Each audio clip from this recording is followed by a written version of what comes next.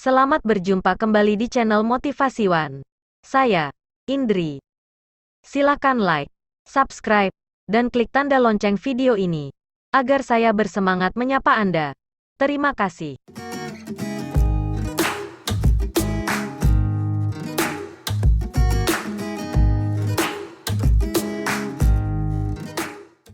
Judul menarik yang kita bahas kali ini adalah kengerian kapal dihantam ombak. Peristiwa kapal tenggelam, kapal terdampar, atau mengalami masalah di laut bukanlah hal yang baru. Sudah sering kita dengar. Tapi, kalau mengalami sendiri peristiwa tersebut tentu saja amat mengerikan atau menakutkan, karena saat itu kondisi jiwa dan mental tengah berada di antara hidup dan mati, sekaligus pada saat yang sama. Terbayang banyaknya dosa-dosa yang dilakukan belum terampuni,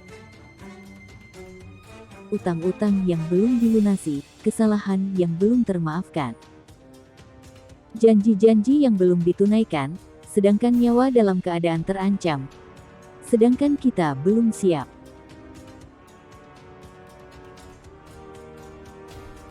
Sudah banyak nyawa yang menjadi korban keganasan ombak laut di berbagai belahan bumi.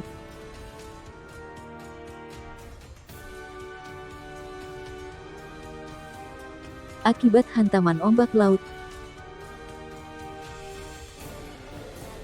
yang bergejolak besar dan sangat menakutkan. Bergulung-gulung bergerak menghantam apa saja yang ada di atasnya termasuk kapal-kapal yang sedang berlayar. Orang-orang yang berada di atas kapal merasa lemah dan tak mampu berbuat apa-apa.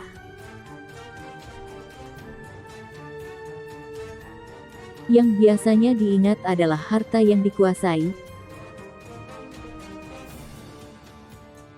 tahta yang diduduki, dan sanak keluarga yang sering bercengkerama serta menikmati kehidupan.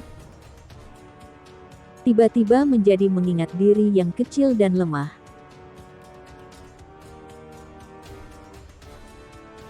Serta tak mampu menyelamatkan diri dari kekejaman ombak besar air laut, dan nyawa yang terancam.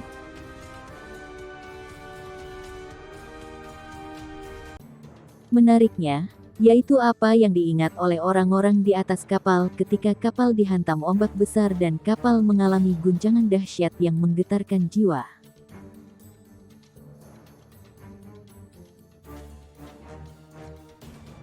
Mulut mengucap kalimat-kalimat zikir, pikiran mengingat keberadaan Allah, sambil berdoa agar badai yang tengah dialami segera berlalu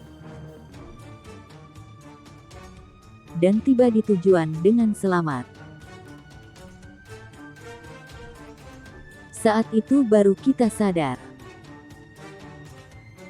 Masalahnya, ombak yang besar dan menggulung-gulung, sehingga guncangan kapal yang semakin dahsyat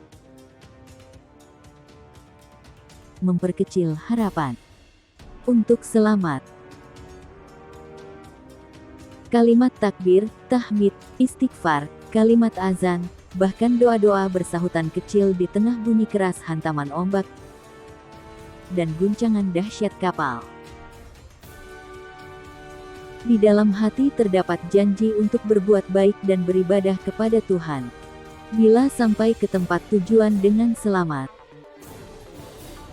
Tapi, melihat ke arah laut yang gelap dan mencekam, dan langit dipenuhi gulungan awan yang pekat dan hitam menakutkan, seakan memperkecil harapan untuk selamat.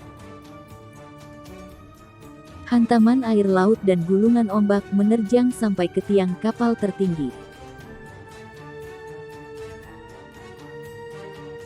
Bagian depan kapal sekonyong ditarik ke atas, lalu dibanting ke bawah dengan kerasnya. Semburan air laut ke dalam kapal ibarat ditumpahkan air ribuan ton dari tempat yang tinggi.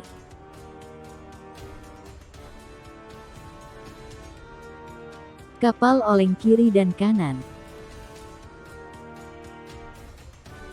dan seakan tak bergerak sama sekali. Tidak ada tempat untuk berlari atau tempat untuk sembunyi. Nah, menghadapi kondisi demikian, kita pasti mengingat Tuhan, dan banyak berdoa agar badai yang dihadapi segera berlalu. Tidak ada cara lain untuk bisa selamat. Tapi Tuhan dengan kehendaknya, bisa saja menghentikan badai ombak yang sedang menerjang. Namun, perlu dicatat, kita jangan menjadi orang lupa diri ketika selamat dan berhasil sampai tujuan.